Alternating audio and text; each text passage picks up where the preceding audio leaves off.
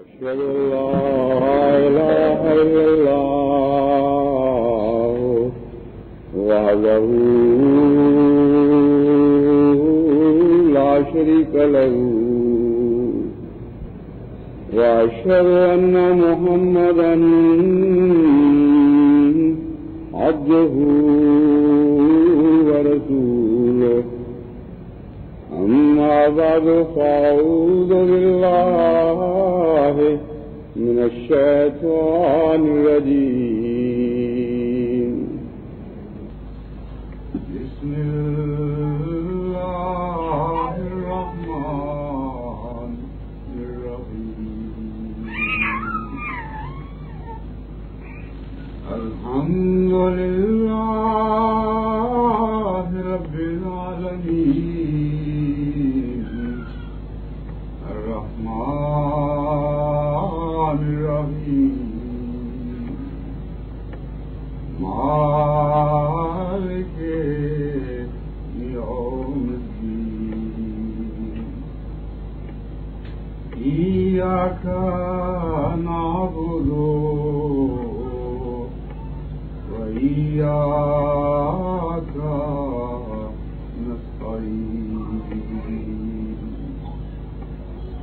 اهدنا الصراط المستقيم صراط الذين أنعمت عليهم غير المغضوب عليهم ولا الضالين. آج کا دن جماعت احمدیہ کی تاریخ میں اور آسٹریلیا کی تاریخ میں ایک خاص اہمیت کا دن ہے. مجھے ہم اللہ تعالیٰ کی ذات پر توکل کرتے ہوئے آج انشاءاللہ تعالیٰ یہاں پہلی احمدیہ مسجد اور احمدیہ مشن ہاؤس کی بنیاد رکھیں گے. یہ دن جہاں بے حد برکتوں کا حامل دن ہے، اللہ تعالیٰ کے بہت سے فضل اس دن نازل ہوں گے اور ان کے اثرات خدا تعالیٰ کے فضل ہی کے ساتھ بہت دیر تک ہم دیکھتے رہیں گے. لیکن اس کے ساتھ ہی یہ دن بہت سی ذمہ داریوں کی طرف بھی توجہ دلاتا ہے.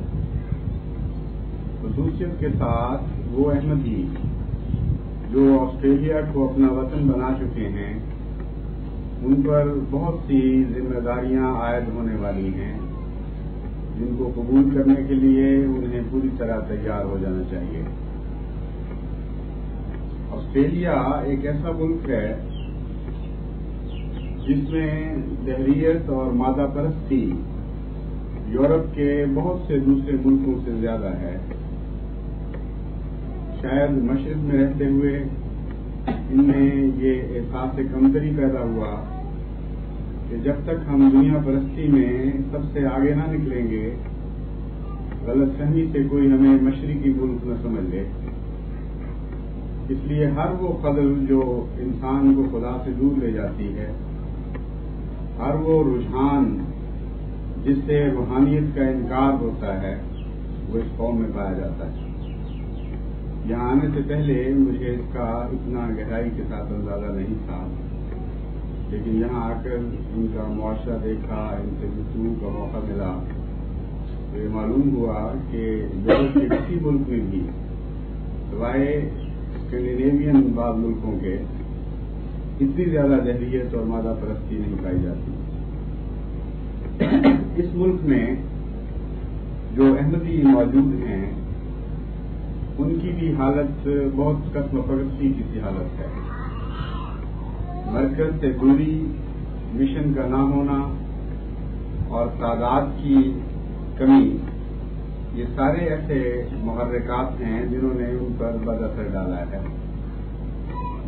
اس میں کوئی شک نہیں کہ اس کے باوجود خدا تعالیٰ کے فضل سے یہاں ایسے مخلصین موجود ہیں، مرد بھی اور عورتیں بھی، جو یہ عزم کیے ہوئے ہیں کہ ہم ہر قیمت پر اس معاشرے پر غالب آئیں گے اور ان کے کردار میں خدا تعالیٰ کے فضل سے زندگی کے آثار نظر آتے ہیں، لیکن بالعموم یہ کہنا درست ہے کہ جماعت کو اس ملک میں جس شان کے ساتھ دیکھنے کی میں توقع رکھتا تھا وہ میری توقع پوری نہیں ہوئی۔ ہمیں واقعہ یہ ہے کہ دو ہی قسم کے رد عمل ان حالات میں ہو سکتے تھے اور ہو سکتے ہیں۔ ایک رد عمل ہے حد سے زیادہ جہریت اور مادہ پرستی کے سمندر میں ڈوب کر اس سے مروب ہو جانے کا اور رفتہ رفتہ ان قدروں سے دور چلے جانے کا جن کو لے کر ہم اپنے ملکوں سے یہاں آئے، اور دوسرا رد عمل ہے اس کے مقابل پر اور زیادہ سستی اختیار کرنے کا، بے چینی محسوس کرنے کا، فکر محسوس کرنے کا، اور وہ راستے تلاش کرنے کا رد عمل جن پر چل کر ہم ان کے بد اثرات سے محفوظ رہ سکتے ہیں۔ یہ دوسرا رد عمل جس قوت کے ساتھ نظر آنا چاہیے تھا اس قوت سے یہاں نظر نہیں آ رہا۔ ہمیں واقعہ یہ ہے کہ قانون قدرت کو بھلا کر دنیا کی کوئی قوم بھی در حقیقت زندہ نہیں رہ سکتی۔ قانون قدرت کو بھلا کر دنیا کی کوئی چیز بھی غالب آنے کا دعویٰ ہی نہیں کر سکتی بجائے کہ وہ زندہ رہ سکے۔ انسانوں کی زندگی کو دیکھیے یا حیوانوں کی زندگی کو، اپنے ماحول سے وہ متاثر ہوتے ہیں اور ہمیشہ دو طرح سے متاثر ہوتے ہیں۔ بعض حیوانات کو مخالف حالات مٹا دیتے ہیں اور نابود کر دیتے ہیں، بعض حیوانات میں ایک رد عمل پیدا ہوتا ہے اور وہ ان حالات پر غالب آنے کی کوشش کرتے ہیں، اور قانون قدرت انہیں وہ نئے وسائل عطا کرتا ہے، نئے ذرائع ان کے نصیب میں آ جاتے ہیں جن سے وہ حالات کا بہتر مقابلہ کر سکتے ہیں۔ یہی ہے خلاصہ سارے انسانی ارتقاء کا یا حیوانی ارتقاء کا۔ ایک مسلسل جد و جہد ہے زندگی کی موت کے ساتھ، اور دو ہی طرح کے رد عمل ہیں، تیسرا ہمیں کوئی نظر نہیں آتا۔ یا تو زندگی نے غیر معمولی کوشش کی اور موت پر غالب آ گئی، یا پھر زندگی موت کا شکار ہو گئی، اور یہی وہ دو رد عمل ہیں جو انسانی نظریات کی جنگ میں ہمیں نظر آتے ہیں۔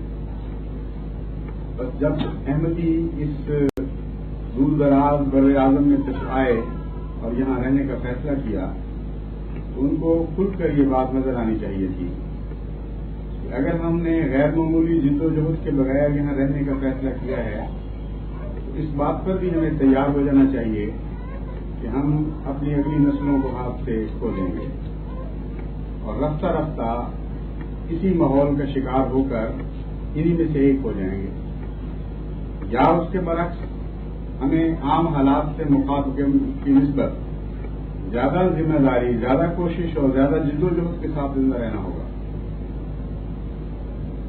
گرمی کا موسم ہو تو آپ کا گزارا عام کپڑوں میں ہو جاتا ہے، گرمی کا موسم ہو تو بغیر کپڑوں کے بھی انسان اپنے جسم کی حرارت کو محفوظ رکھ سکتا ہے، بلکہ کوشش کرتا ہے کہ حرارت کسی اور ذریعے سے جسم سے دور بہنا شروع ہو جائے تاکہ گرمی کا احساس کم ہو۔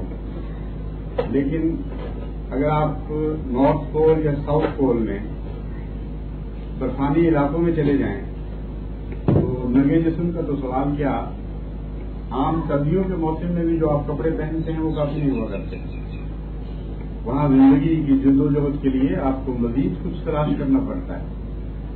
اندرونی طور پر گرمی پیدا کرنے کے لیے خاص غذاؤں کی ضرورت پڑتی ہے، بیرونی طور پر موسم سے حفاظت کے لیے غیر معمولی لباس کی ضرورت پڑتی ہے۔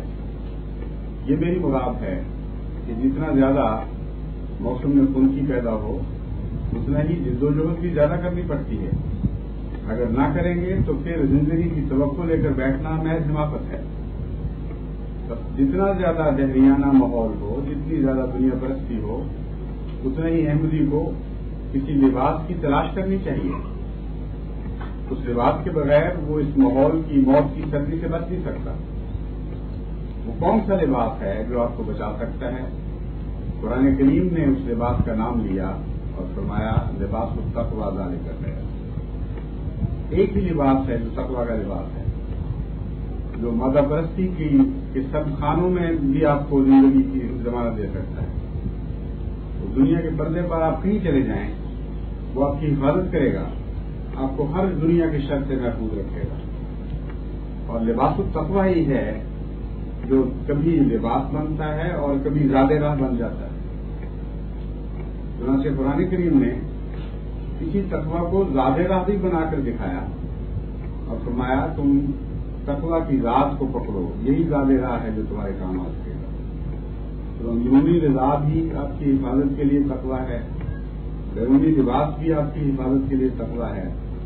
اور جتنا زیادہ ماحول مخالف ہو اتنا ہی زیادہ تقوی کی تلاش ہونی چاہیے. تو کیا چیز ہے تقوی، کس کو کہتے ہیں؟ تقوی کا خلاصہ یہ ہے کہ انسان ہر فعل میں، ہر سوچ میں اللہ کی طرف نگاہ ڈالنی سیکھ جائے اور یہ سوچنا شروع کرے کہ میں خدا کی خاطر زندہ ہوں. تقوی کا معنی خوف بھی ہے، تقوی کا معنی ڈر بھی ہے، لیکن وہ ڈر نہیں جو جانور یا سانپ یا بچھو سے ہوتا ہے، بلکہ تقوی ایسے خوف کو کہتے ہیں جو محبوب کرنے والے کے پیار کے کھو دینے کا ڈر ہوتا ہے. ہمیشہ یہ خطرہ دامنگیر ہو کہ میں کوئی ایسا فعل نہ کروں، میری سوچ کوئی ایسی راہ اختیار نہ کرے، میرا پیارا اور میرا محبوب مجھ سے ناراض ہو جائے. اس کا نام تقوی ہے. تو اللہ تعالیٰ فرماتا ہے کہ اگر تم یہ طرز فکر اختیار کرو گے تو دنیا کے پردے پر جہاں بھی تم جاؤ گے یہ طرز فکر تمہاری زندگی کی حفاظت کرے گی، تمہارا لباس بھی بن جائے گی، تمہاری خوراک بھی ہو جائے گی، اور تم پھر کسی غیر کے شر سے خوف کرنے کی فکر میں مبتلا نہیں ہو سکتے، کسی غیر کے شر کے خوف میں مبتلا نہیں ہو سکتے، کیونکہ خدا کا خوف ہر دوسرے خوف پر غالب آ جاتا ہے. تو گویا قرآن کریم کے نزدیک اگر تم چاہتے ہو کہ بے خوف زندگی بسر کرو تو صرف ایک راہ ہے کہ اللہ کا خوف اختیار کرو، اس کی رضا سے دور جانے کا خوف اختیار کرو. اس پہلو پر مزید میں کچھ مختصر سی روشنی ڈالنا چاہتا ہوں. تقوی منہ سے کہہ دینا کہ تقوی خدا کی محبت کا نام ہے، تقوی خدا کی محبت کے کھو دینے کے خوف کا نام ہے. ہر وقت انسان یہ خیال رکھے کہ میں اللہ کی راہ پہ قائم رہوں اور خدا مجھ سے ناراض نہ ہو. یہ بظاہر آسان بات ہے منہ سے کہہ دینا، لیکن عملی زندگی میں ہر روز اس قسم کے امتحانات پیش آتے ہیں کہ ہر انسان اگر ہوش کے ساتھ زندہ رہے تو وہ یہ محسوس کر سکتا ہے کہ میرا عقیدہ اور ہے اور میرا عمل اور ہے، میرا دعویٰ اور ہے اور وہ زندگی جو میں نے اختیار کر لی ہے وہ اور ہے.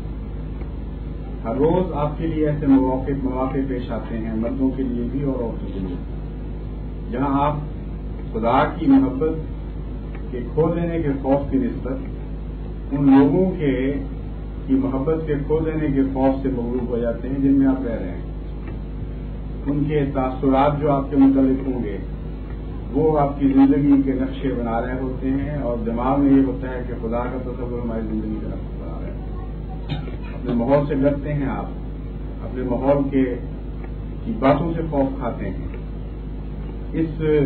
یہ ہمت نہیں پاتے کہ ماحول کے مخالف کوئی طرز زندگی اختیار کر سکیں اور سر اونچا کر کے ان لوگوں میں چل سکیں. ہمیشہ یہ خوف دامنگیر رہتا ہے مردوں کو اور عورتوں کو بھی کہ اگر ہم نے یہ کیا تو یہ لوگ کیا کہیں گے، کیا سمجھیں گے ہمارے متعلق، اگر ہم نے لباس ایسا پہنا تو کیا محسوس ہوگا ان کو، اگر یہ لوگ ننگے پھر رہے ہوئے اور ہم نے برقعے اوڑھ لیے تو یہ کیا سمجھیں گے ہمارے متعلق، کون سی بلائیں کہاں سے آ رہی ہیں. حقیقت یہ ہے کہ یہ وہ پہلا خوف ہے جو تقوی کے مقابل کا خوف ہے جو معاشروں کو تباہ کیا کرتا ہے، مذہبی معاشروں کو تباہ کیا کرتا ہے. جس طرح ایک تقوی خدا کا خوف ہے اسی طرح ایک تقوی دنیا کا خوف بھی ہوا کرتا ہے، اور ان دونوں کے درمیان ہے وہ جنگ جو ہمیشہ باقی رہتی ہے اور ہمیشہ جاری رہے گی. کچھ لوگ ہیں جو یہ فیصلہ کر لیتے ہیں کہ اللہ کی رضا کھو دینے کا خوف بہرحال ہماری زندگی پر غالب رہے گا. یہ وہ لوگ ہیں جو دنیا کے خوف سے بچائے جاتے ہیں. اور کچھ وہ لوگ ہیں جن پر دنیا کی رضا کو دینے کا خوف ہمیشہ غالب رہتا ہے. وہ بظاہر نیک بھی ہوں، بظاہر نماز پڑھنے والے بھی ہوں، بظاہر اعمال میں آپ ان کو صاف دیکھیں اور کوئی اعتراض نہ کر سکیں، لیکن عملاً وہ بازی ہار چکے ہیں. کیونکہ اصل لڑائی نظریات کی دنیا میں ہوا کرتی ہے. یہ دو قسم کے خوف ہیں جن کے درمیان جد و جہد ہمیشہ سے ہے، ہمیشہ جاری رہے گی. وہی آزاد مرد ہے جو دنیا کے خوف سے آزاد ہوتا ہے. جو دنیا کے خوف سے آزاد نہیں ہوتا وہ ہرگز آزاد نہیں. آج نہیں تو کل اس نے لازماً دنیا کی غلامی اختیار کرنی. اس لیے اپنے نفسوں کو آزاد کریں، اور وہ آزادی سوائے اللہ کے خوف کے کوئی آپ کو نصیب نہیں ہوتی. اس کو غالب کر لیں اپنے اوپر. اللہ کے پیار اور محبت کو اس طرح اپنی غذا بنا لیں، اس طرح اپنا اڑنا بچھونا کر لیں کہ غیر اللہ اس میں داخل نہ ہو سکے. اسی کا نام تقویٰ ہے، اسی کا نام توحید ہے، اسی کا نام زندگی ہے، اسی کا نام انسانی زندگی کی آزادی ہے. یعنی اسلامی اصطلاحوں میں مختلف نام ہیں لیکن حقیقت ایک ہی رہتی ہے. تو احمدیوں کے لیے بہت ہی اہم اور بنیادی حقیقت یہ ہے کہ وہ اس دنیا کے روگ سے آزاد ہو جائیں.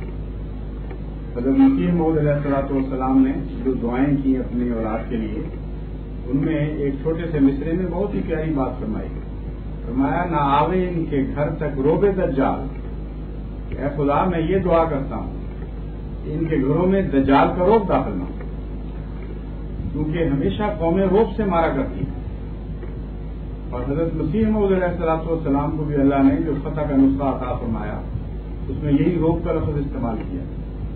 فرمایا مسیح تو پھر روبے کہ اے مسیح تو یہ اعلان کر سکتا ہے کہ مجھے بھی ایک روب عطا کیا گیا اور میں اس روب کے ذریعے سے دنیا پر غالب آؤں. بس احمدی اگر اپنے معاشرے کا روب نہیں رکھتے، اگر ان کو یقین نہیں ہے کہ ہم ایک زندہ معاشرے سے تعلق رکھتے ہیں جو غالب آنے والا ہے، اگر وہ پوری طرح اعتماد محسوس نہیں کرتے کہ جن قدروں کو ہم لے کر چل رہے ہیں یہ اچھی قدریں ہیں، بہتر قدریں ہیں اور دنیا کی قدروں سے بہت بالا ہیں، تو اگر وہ یہ نہیں کر سکتے تو ہم وہیں وہ بازی ہار دیتے ہیں. پھر لاشیں پھرتے ہیں، پھر خالی جسم نظر آتے ہیں. آج نہیں تو کل ان پر دن بدن موت کے آثار زیادہ ظاہر ہونے شروع ہو جائیں.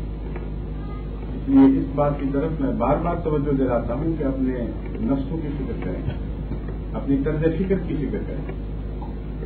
یہ ایک لمحہ آپ کی زندگی کے فیصلے کا آپ کو زندوں میں بھی داخل کر سکتا ہے اور مردوں میں بھی داخل کر سکتا ہے. یہ فیصلہ کرنا پڑے گا کہ ہم کس کی خاطر جیئیں گے. کیا اس خاطر جیئیں گے کہ ہمارا خدا ہم سے راضی رہے، یا اس خاطر جیئیں گے کہ جہاں ہم جائیں وہاں کے لوگ ہم سے راضی رہیں.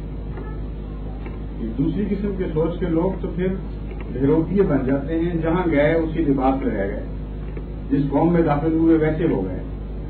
جب یہ لوگ واپس اپنے معاشرے میں آتے ہیں تو رفتہ رفتہ نیک بھی نظر آنے لگ جاتے ہیں، ان کے رنگ بدلتے ہیں. لیکن حقیقت یہ ہے کہ یہ کہیں کے بھی نہیں ہوتا، کیونکہ ان کے اندر ایک بنیادی کمزوری ہے، ان کے اندر کوئی کردار نہیں ہے. ایسے ماحول میں جائیں گے جہاں قدامت پرستی ہے تو ویسے بھی بن جائیں گے، کسی دوسرے ماحول میں چلے جائیں گے تو ویسے بن جائیں گے. اور اس طرز زندگی کو جو بغیر کردار کے ہے اور بغیر عظمت کے ہے، اسلامی اصطلاح میں منافقت کہا جاتا ہے. لا الہ ہؤلاء ولا الہ ہؤلاء، نہ وہ ادھر کے رہتے ہیں نہ ادھر کے رہتے ہیں. اذا لقوا الذین آمنوا قالوا آمنا واذا خلوا الی شیاطینہم قالوا انا معکم انما نحن مستہزئون. جب وہ ان لوگوں میں داخل ہوتے ہیں جو ایمان لانے والے ہیں، ان کے معاشرے میں چلے جاتے ہیں، تو کہتے ہیں دیکھو ہم تو ایمان لانے والے ہیں. واذا خلوا الی شیاطینہم، جب وہ اپنے شیاطین کی طرف جاتے ہیں جو انہیں بلی کے خیالات پھونکتے اور بدعمال کی طرف متوجہ کرتے ہیں، تو کہتے ہیں ہم تو تمہارے ساتھ ہی تمہارے رنگ میں لگے ہیں، تم خام خام میں غلامت پرست سمجھ رہے ہو، پرانے لوگ سمجھ رہے ہو، ہم نے اور تم میں تو کوئی فرق نہیں. یہ وہ روح ہے جس کا قرآن کریم نے تجزیہ کیا ہے کھلا کھلا. ایک ایسی عظیم کتاب ہے کہ جس کی نظر سے کوئی باریک سے باریک روحانی بیماری بھی چھپی ہوئی نہیں، اور پھر ان کا علاج بتاتی ہے. اور علاج صرف اور صرف ایک ہے کہ خدا سے تعلق ہے. مذہبی بیماریوں کا سوائے اس کی اور کوئی علاج نہیں. یہ مرکزی نقطہ ہے ہر علاج کا. زندگی کی چشمے سے تعلق پیدا نہیں ہوگا تو بیماریوں کا مقابلہ کیسے ہو سکے گا؟ توانائی کیسے آئے گی؟ اس لیے اللہ کا تعلق ہے جو دراصل آپ کا علاج ہے.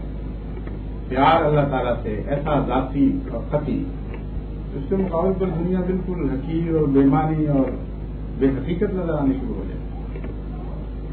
حضرت مسیح موعود علیہ الصلوۃ والسلام کے صحابہ میں وہ پیار تھا اور پھر ساتھ عظمت کردار بھی تھی.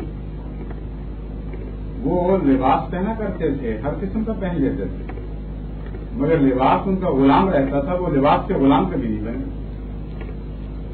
کھانے اچھے بھی کھاتے تھے، اچھی جگہ میں بھی چلے رہتے تھے، لیکن ہمیشہ ان چیزوں سے آزاد رہے اور وہ چیزیں ان کی غلام بنی رہی. اس لیے کہ خدا کی محبت اور خدا کے تعلق نے ان کو آزاد بنا دیا تھا. ہندوستان بھی پہنچے، آزاد مردوں کی طرف پہنچے.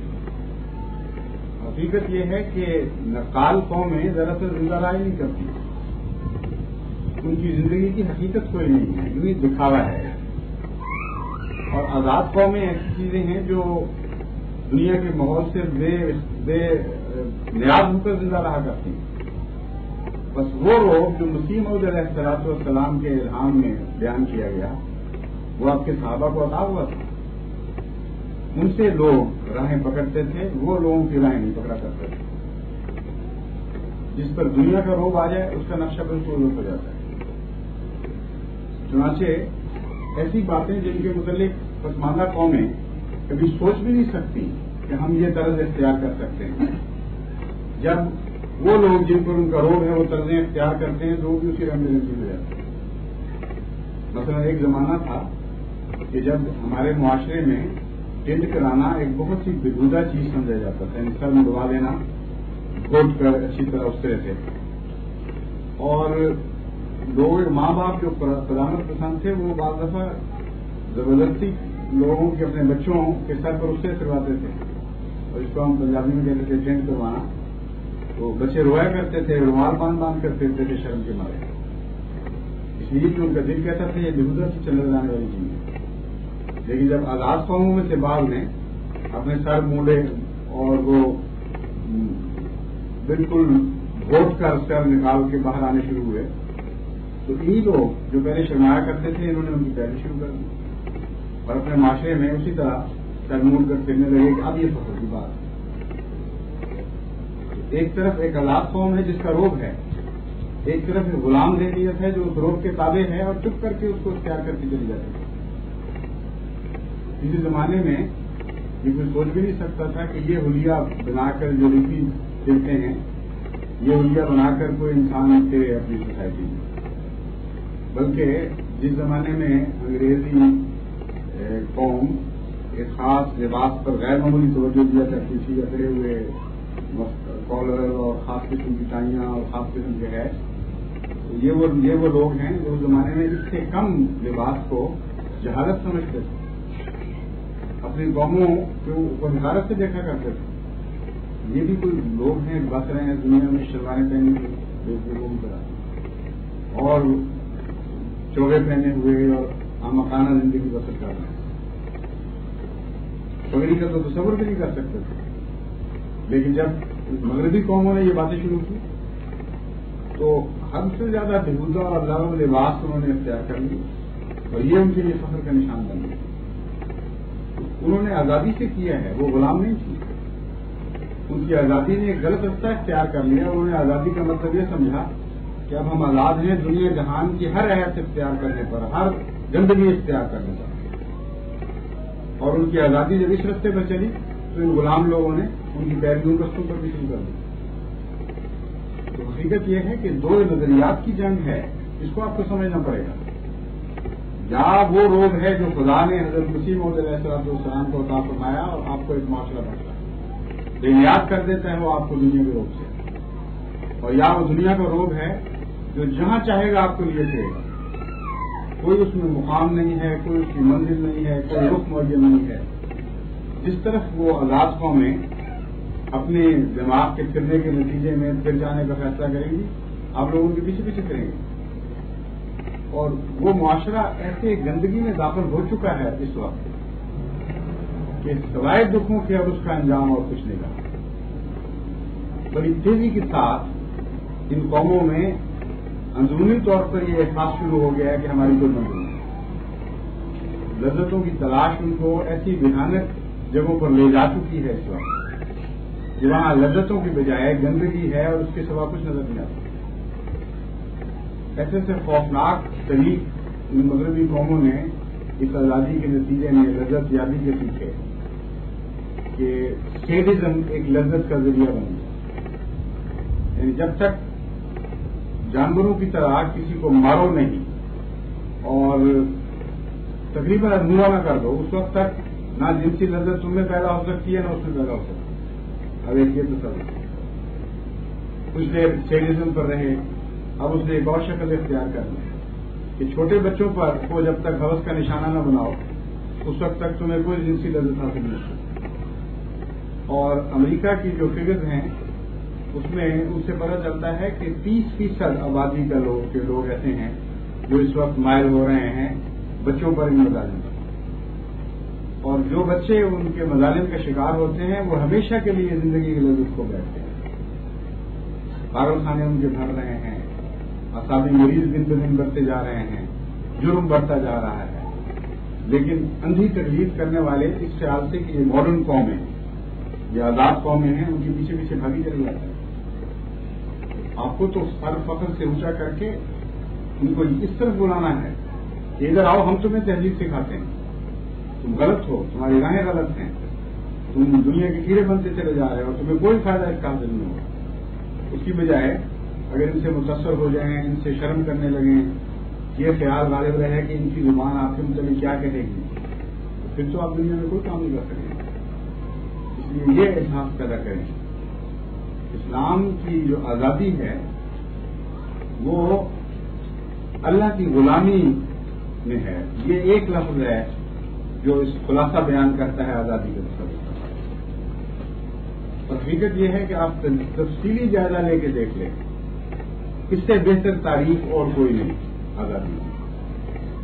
اللہ تعالیٰ فرماتا ہے تم میری غلامی اختیار کرو تو تمام جھوٹے خداؤں سے تم آزاد ہو جاؤ.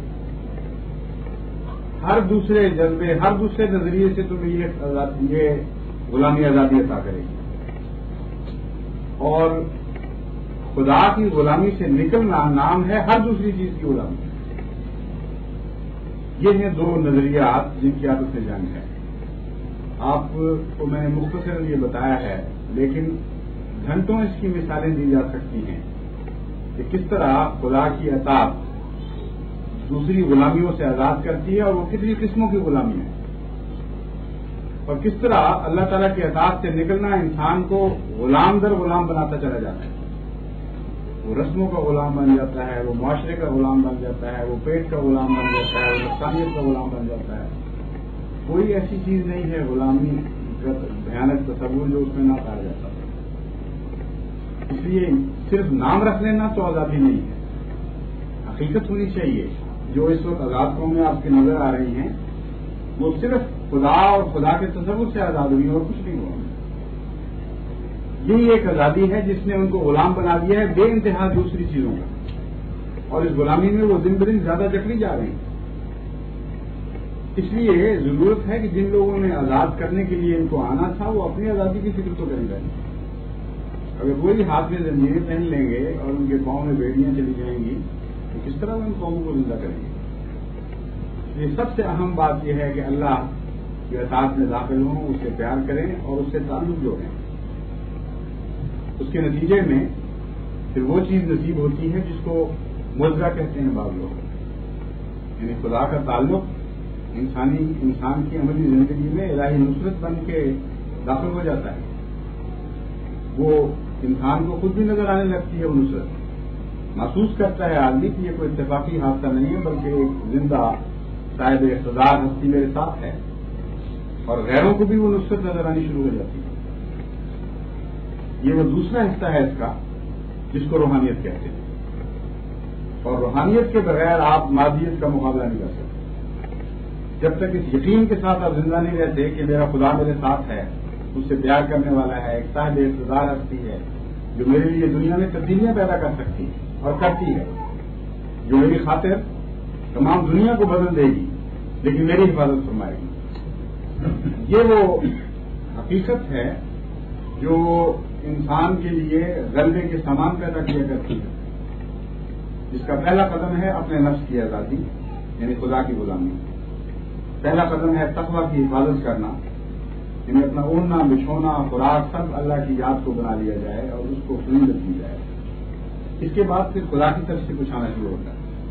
یہ دو چیزیں وہ تھیں جو بندہ پیش کرتا ہے، لیکن خدا ان چیزوں کو سمیٹ کر نہیں بیٹھ جاتا، خدا کے ان بندوں کو ظاہر ہوتا ہے، ان سے محبت اور پیار کا سلوک فرماتا ہے، ان کو تقویت دیتا ہے، ان کو حوصلے بخشتا ہے، ان کی نگاہوں کو حقیقی آزادی عطا کرتا ہے، پھر ان کے لیے جھجک کوئی نہیں رہتی، وہ کوشش کر کے آزاد نہیں ہوتے بلکہ آزادی ان کی فطرت بن جاتی ہے۔ ان کو ان چیزوں میں حقارت کے سوا کچھ دکھائی نہیں دیتا، گندگی کے سوا کچھ دکھائی نہیں دیتا جو دوسروں کے لیے لذت ہیں۔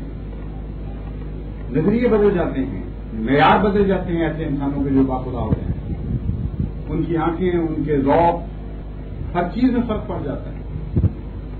چنانچہ ایسے لوگ جب یہ دنیا کی غلطوں کی پیروی کرنے والوں کو دیکھتے ہیں تو کبھی ان کو وہم بھی نہیں آتا کہ ہم پتہ نہیں کیا بات کو بیٹھے ہیں اور کیا ان کو حاصل ہو رہے ہیں۔ ان کے لیے تو وہی مثال ہے جس طرح جانور مردار جانور کسی مردار پر بیٹھے ہوئے منہ مار رہے ہوں اور کوئی انسان پاس سے گزر جائے، کیا کبھی وہ سوچے گا کہ وہ میں کس نعمت سے محروم ہوں؟ یہ تو ہر چیز کھا رہا ہے، جو مرضی اس کی جو موجیں ہیں، ہر گندگی سے بھی لذت پا رہا ہے اور میں دیکھو محروم نہیں چاہیے۔ جب تک خاص قسم کا کھانا نہ ہو میں کھا نہیں سکتا، جب تک ہائیجینک میز نہ لوں اس وقت تک میں بچ نہیں سکتا۔ اور یہ جانور کتنا خوش نصیب جانور ہے، کبھی آپ کو خیال نہیں آیا، اس لیے کہ آپ کے معیار بدل چکے ہیں۔ آپ خدا کا شکر کریں گے اگر خدا کا تصور آپ کے ذہن میں ہو کہ ان جیسا ہمیں نہیں بنایا، ان گندگیوں سے پاک کیا، ہمیں پاک غذائیں عطا فرمائیں، ہمارے مذاق اونچے کیے۔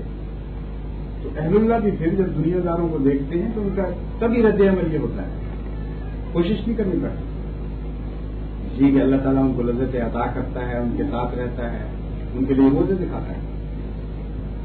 کل کی بات ہے، ایک دوست نے مجھ سے یہاں سوال کیا تھا، مجھے یاد آ گیا، انہوں نے کہا تھا کوئی معجزہ تم نے کبھی زندگی میں دیکھا ہے؟ میں نے ان سے کہا کہ معجزہ ایک نہیں، متعدد انگنت بھی کہہ سکتے ہیں بات کر منہ سے میں نے دیکھے ہیں، جماعتی معجزے بھی، قرآن گزشتہ خلفاء کے معجزے بھی، اپنی ذات سے اللہ تعالیٰ کے موجودانہ سلوک بھی۔ انہوں نے جواب دیا کہ مجھے کچھ بتاؤ۔ ان سے میں نے کہا کہ بتانے کا یہاں سوال نہیں، جب بھی جماعت میں کوئی موقع آئے گا ایسا خطبات میں حسب حالات کچھ نہ کچھ انسان بیان کرتا رہتا ہے اور میں پہلے بھی کرتا رہا ہوں۔ تو اب یہ ذکر جو چلا معجزے کا اور خدا کی عطاعت کا، مجھے خیال آیا کہ آپ کو ایک ایسا واقعہ بتاؤں جس سے آپ کو اندازہ ہوگا کہ عطاعت کے نتیجے میں اللہ تعالیٰ کس طرح آزادیاں بخشتا ہے انسان کو۔ عطاعت کے نتیجے میں خدا تعالیٰ دوسری چیزوں کو غلام بنا دیتا ہے کہ انسان کو، اور وہ نظر آتا ہے اس کو۔ چنانچہ یہ جو عطاعت ہے یہ ضروری نہیں کہ براہ راست اللہ کی عطاعت ہو، یہ عطاعت بعض دفعہ خدا کے مقرر کردہ خلفاء کی یا ان کے مقرر کردہ عمرا کی عطاعت ہوتی ہے، بعض دفعہ ان عمرا کے مقرر کردہ چھوٹے چھوٹے عہدیداروں کی عطاعت ہوتی ہے، یہ بھی خدا کی عطاعت بن جاتی ہے۔ اس لیے جب میں عطاعت کہتا ہوں کہ آپ عطاعت سیکھیں اور خدا کی عطاعت سیکھیں تو مراد صرف یہ نہیں ہے کہ جو اللہ تعالیٰ نے براہ راست قرآن کریم میں فرمایا ہے وہی عطاعت ہے۔ خدا تعالیٰ کے نظام کو چلانے کے لیے جو بھی خدا کی طرف سے مقرر ہوتا ہے اس کی عطاعت بھی خدا کی عطاعت بن جاتی ہے، اس کے مقرر کردہ عہدیداران کی عطاعت بھی خدا کی عطاعت بن جاتی ہے، اور یہ مضمون چلتا ہے آگے تک، یہاں تک کہ بعض لوگ تکبر سے یہ سمجھنے لگ جاتے ہیں کہ یہ تو چھوٹا آدمی ہے، اس کی ہم تو بات بھی مانیں گے، ہاں خلیفہ وقت کی مان لیں گے، اس کی بحث کی ہے، حالانکہ وہ اس روح کو سمجھتے نہیں ہیں کہ خلیفہ وقت کی پھر کیوں مانو گے، وہ بھی تو ایک انسان اور ایک حقیقی انسان ہے۔ پھر براہ راست خدا سے کہو کہ وہ تم سے کلام کیا کرے اور تمہیں براہ راست ہدایت دیا کرے۔ اگر اتنا تکبر ہے تمہارے اندر، اتنی تمہاری شان ہے، تو پھر खलीफा वक्त के नुमाइंदे की भी ना मानो, उसकी भी ना मानो, फिर नबी की क्यों मानोगे? वो भी तो एक इंसान है। फिर तो बराह रास्त अल्लाह से मुतालबा होना चाहिए कि हमें खुद तू बता के क्या करना है, तब हम मानेंगे, वरना हम किसी इंसान को नहीं मानेंगे। और अगर ये करेंगे तो इसी का नाम कुरान करीम शैतानियत और इब्लीसियत रखता है। इसलिए अताअत, जिस अताअत के बदले फल मिलता है, वो अताअत कोई मामूली चीज नहीं है, उसमें तो बड़ी गहरी रूह है। उसमें तो इंसान सबसे पहले अपने नफ्स से आजाद होता है, तब जाके अताअत करता है। ये हो ही नहीं सकता कि नफ्स का गुलाम हो और अल्लाह का मुती हो, टकरा जाती हैं ये दोनों चीजें। चुनांचे जो मैं मिसाल आपको दे रहा था कि अताअत आपको आजाद करती है दूसरी चीजों से, और दूसरी गुलामियां आपको अल्लाह ताला की अताअत नहीं करने देती है, कि उसकी मिसाल। सबसे पहले नफ्स को पाक करना पड़ेगा, अपने ज़मीर को आजाद करना पड़ेगा कि मैं सिर्फ और सिर्फ खुदा के सामने झुकता हूं, और खुदा की नुमाइंदगी में अगर मेरा मुझसे बहुत अदना इंसान भी मुझ पर हाकिम मुकर्रर हो तो मैं उसके सामने भी झुकूंगा। ये है वो इस्लामी अताअत की रूह। और इसकी अगर तरबियत मिल जाए तो इस अताअत के नतीजे में इंसान को अल्लाह ताला बहुत से मोज़े बाज़ दिखाता है। और ये बताने के लिए, यकीन पैदा करने के लिए कि मेरी खातिर तुमने किया है, मैं तुम्हारी खातिर दुनिया को तुम्हारा गुलाम बनाऊंगा। एक छोटी सी मिसाल इसकी मैं पेश करता हूं। एक दफा हजरत खलीफतुल मसीह सालिस ने एक वफद मशरकी पाकिस्तान भिजवाया, और वहां से वापसी पर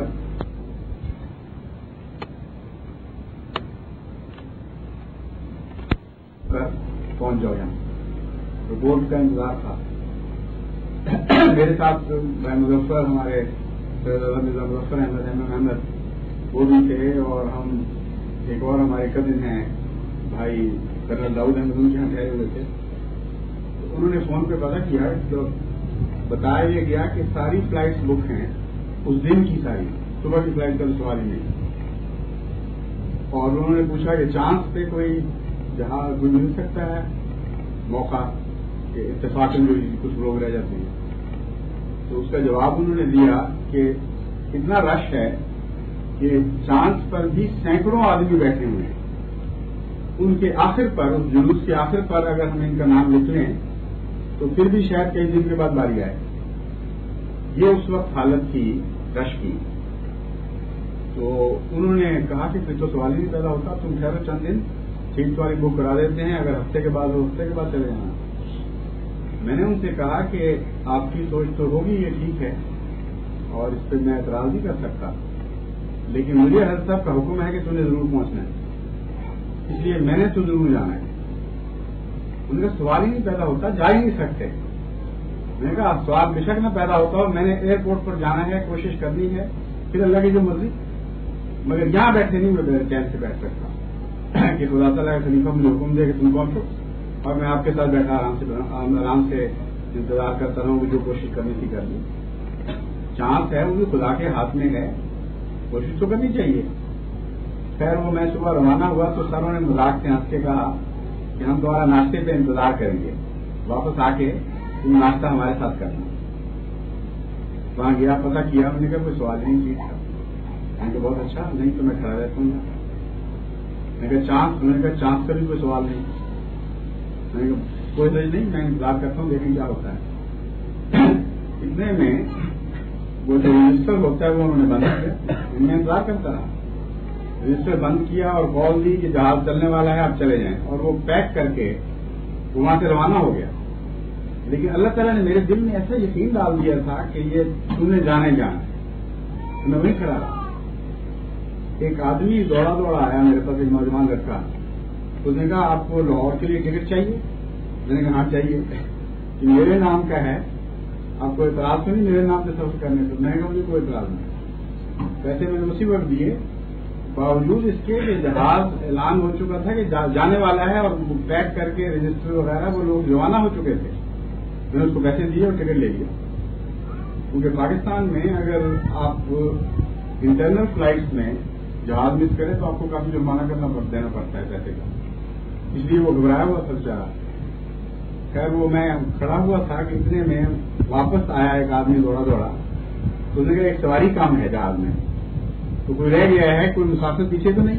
मैंने कहा मैं हूँ। اس نے میرا سامان پکڑا کہ اب وقت نہیں ہے سامان الگ بھیجنے کا، آپ کے ساتھ ہی جائے گا، اور سوٹ کے ہاتھ میں پکڑا اور ہم دوڑتے دوڑتے جہاز پر چڑھے اور روانہ ہو گئے۔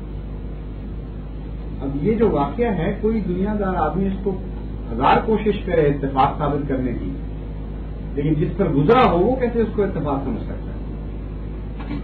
100% اس کو یقین ہے یہ سارے واقعات، یہ چین جو ہے یہ اساس کے نتیجے میں اللہ تعالیٰ کی طرف سے ایک انعام تھا، اور یہ بتانا چاہتا تھا کہ یہ جہاز وغیرہ اور یہ عملہ وغیرہ ان کی کوئی حیثیت نہیں ہے، تم اگر میرے غلام بنتے ہو تو یہ تمہارے غلام بنیں گے، تمہارے لیے حالات تبدیل کیے جائیں گے۔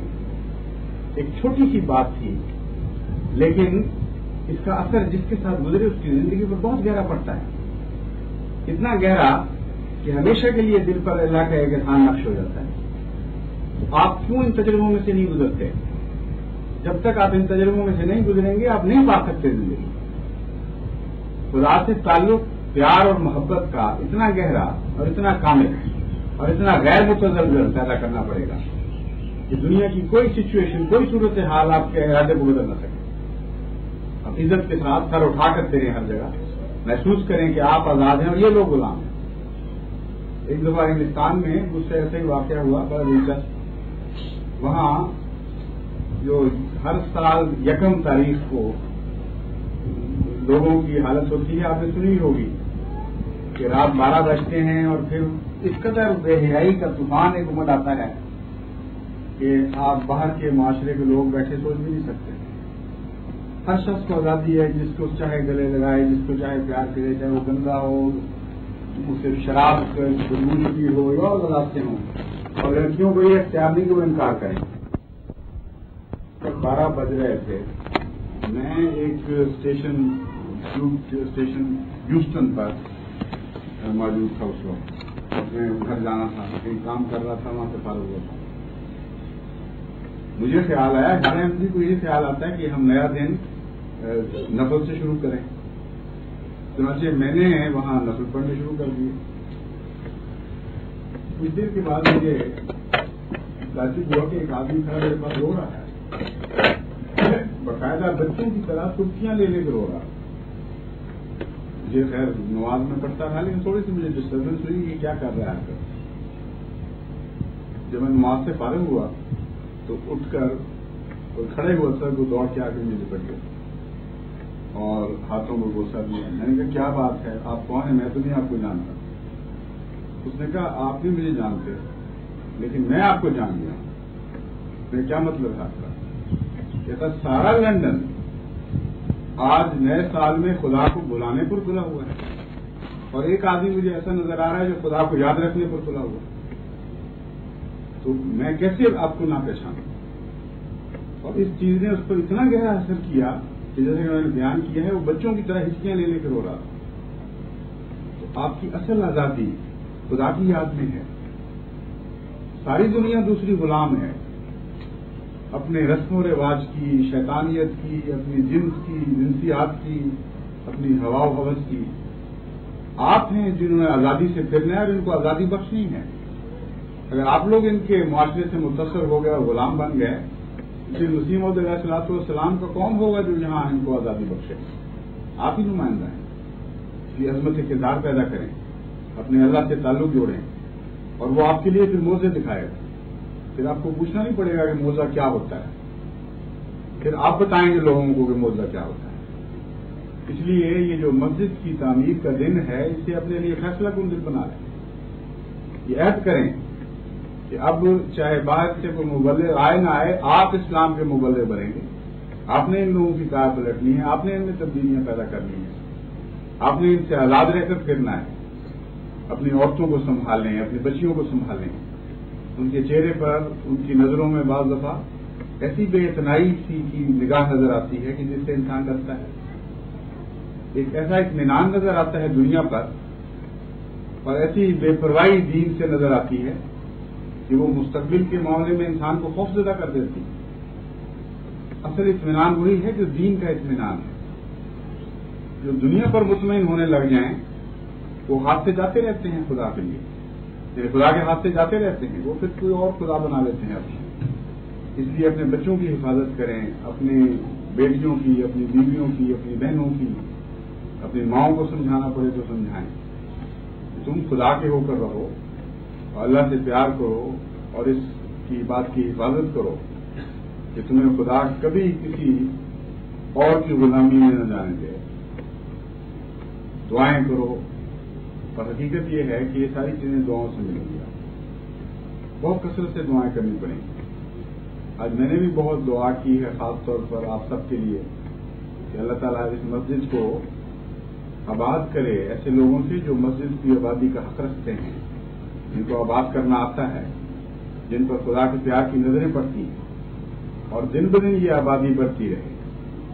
اور جب وہ وقت آئے کہ جب یہ مسجد چھوٹی نظر آنے لگے پھر یہ فکر پیدا ہو کہ کس طرح اس مسجد کو بڑھانا ہے. اس لیے اب اس مسجد کی سنگ بنیاد کے وقت سے غیر معمولی آپ سب کی ذمہ داری بڑھ گئی. آپ ہی یہاں خدا کے نمائندہ ہیں. آپ ہی وہ ہیں جنہوں نے عبادت کا حق ادا کرنا ہے اور عبادت کو قائم کرنا ہے. اللہ تعالیٰ توفیق عطا فرمائے.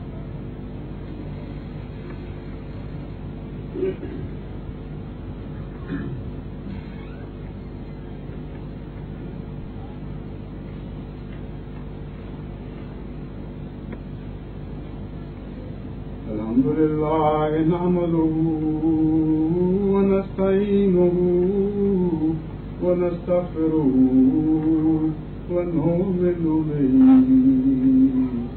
ونتوكل عليه ونعوذ بالله من شرور أنفسنا ومن سيئات أعمالنا. من يهده الله فلا مضل له ومن يضلل فلا هادي له. ونشهد أن لا إله إلا الله وحده لا شريك له. ونشهد أن محمدا عبده ورسوله. عباد الله رحمكم الله إن الله يأمر بالعدل والإحسان وإيتاء ذي القربى